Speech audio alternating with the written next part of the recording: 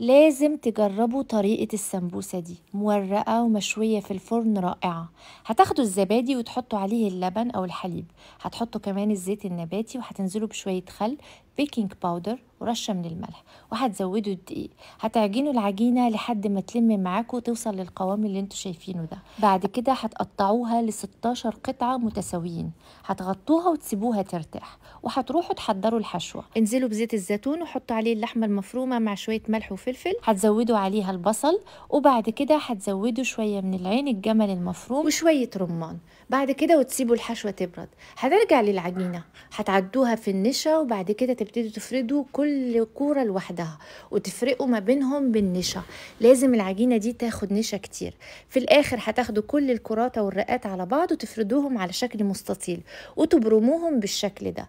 بعدين البرمة دي هتاخدوها وتقعدوا تقطعوها على شكل دواير حلقات، وبعدين كل حلقة تفردوها شوية وتحشوها بالحشوة زي ما انتوا شايفين وتقفلوها كويس وتدوها الشكل الجميل ده. ترصوهم في صاج وتدخلوهم الفرن لمدة 5 دقايق.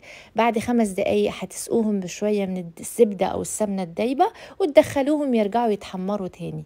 مش عايزة أقول لكم جمالهم عامل ازاي. سمبوسات مورقة وهشة وبس والله.